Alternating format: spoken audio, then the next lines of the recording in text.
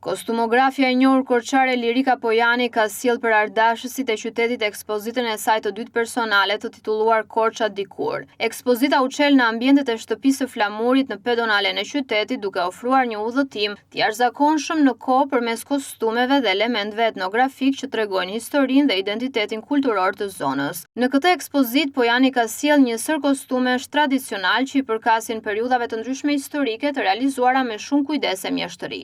Çdo detaj nga qëndisje deri te përdorimi i objekteve të vjetra pasqyron pasionin dhe përkushtimin e artistes për ruajtjen e trashëgimisë kulturore korçare. Siç shprehet vet Lirika Pojani për CNA, Korça Dikur është vazhdimi i ekspozitës së saj të parë Etno Art, që prej më shumë se një viti ka ngjallur interes të gjerë të publiku. Përmes kësaj ekspozite të re, Pojani ka synuar të rikthejë kujtimet, ngjyrat dhe simbolet e një kohe të shkuar, duke ndërtuar një mozaik figurash që tregojnë identitetin e pasur të qytetit.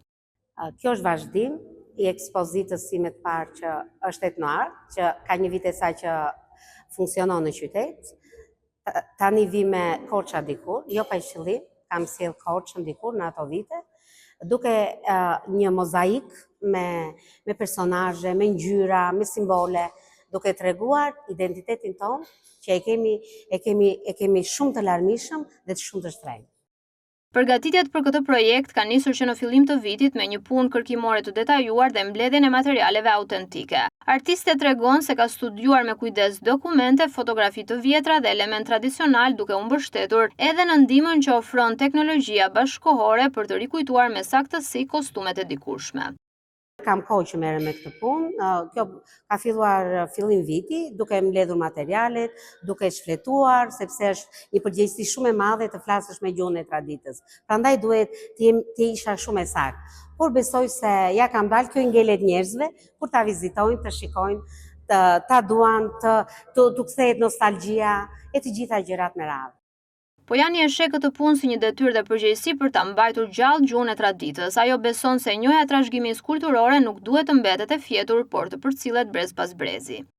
Materialet funksionojnë sigurisht, ka koleksionistë që mbajnë foto, duke shfletuar, duke parë tani teknologjia është e zhvilluar, kështu që gjëja e parë kryesore për mua është njohja e trashëgimisë kulturore, që mos jetë e fjetur, të njihen të gjithë njerëzat, brezat, të gjitha. Neve kemi etnografi shumë të bukur, shumë të pasur, shumë të larmishme dhe këtë duhet ta përcjellim.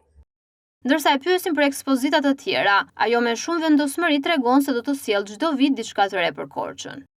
Patjetër, as që bëhet fjalë. Vit për vit do vi me ekspozita shumë të bukura, gjithmonë në fushën e etnografisë, por dhe me histori. Ekspozita Korça Dikur është një ftesë për të rikthyer kujtesën dhe për të ndjerë krenarinë e trashëgimisë që na lidh me rrënjët tona. Përmes artit të saj, Lirika Pojani jo vetëm që ruan dhe ringjall traditën, por e shndron atë në një përvojë të gjallë që frymëzon çdo vizitor dhe e bën Korçën të ndriçojë edhe më shumë në hartën kulturore të vendit.